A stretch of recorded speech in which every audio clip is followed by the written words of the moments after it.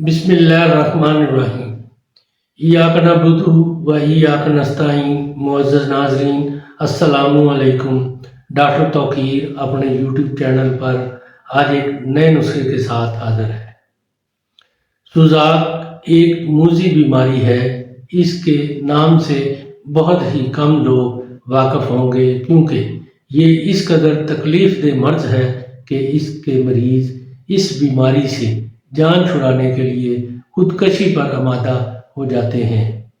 مریضان سوزاک کو پیشاب کرنے کے وقت جان کنی سے کم نہیں ہوتا، گویا کہ اور تمام شخص جان کنی کا عذاب اپنی رخصتی کے وقت چکھ کر ہمیشہ ہمیشہ کے لیے جان چھڑا لیتے ہیں، لیکن اس کمبخت کو دن میں کئی بار موت کی منازل طے کرنی پڑتی ہے۔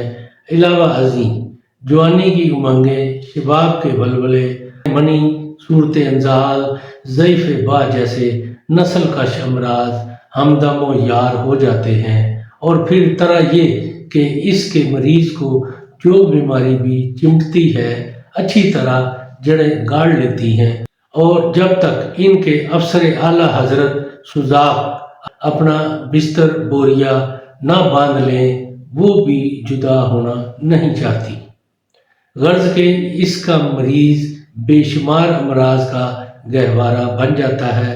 اکثر یہ مرض فاحشہ عورت سے جمع کرنے سے ہوتا ہے یا سیلان الرحم یعنی لکوریا کی مریضہ سے بھی ہو سکتا ہے، اور کبھی زیادہ شراب و کباب و گرم اشیاء کے استعمال سے یا جلک لگانے سے بھی ہو جاتا ہے، اور اس کے بعد عاقبت نا اندیش عیاش مریض اپنی پاک دامن بیویوں پر بھی یہ بدنما داغ لگائے بغیر نہیں رہتے۔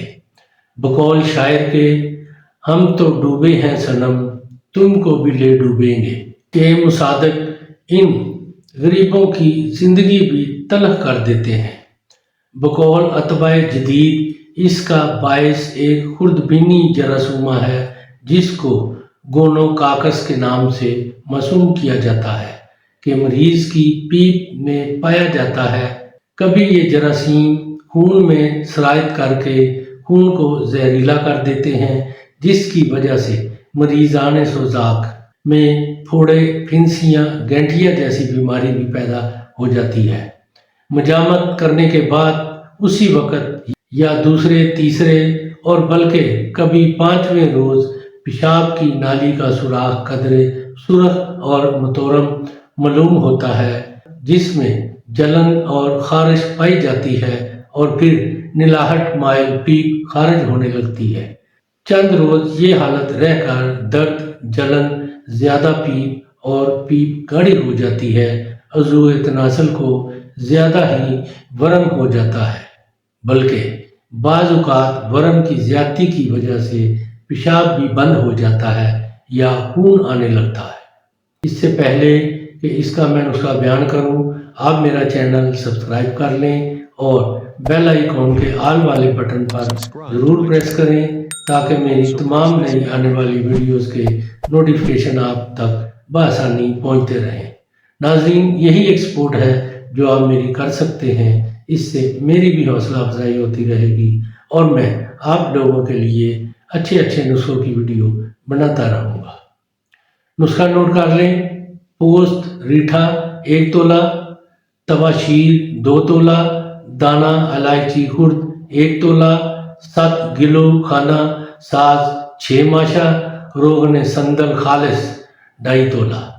تمام دعاؤں کو علیحدہ علیحدہ باریک پیس کر ملائیں اور پھر روغن سندل ملا کر اس قدر کھرل کریں کہ گولیاں باندھنے کے لائق ہو جائے، پھر گولیاں بقدر چنے کے برابر بنا لیں۔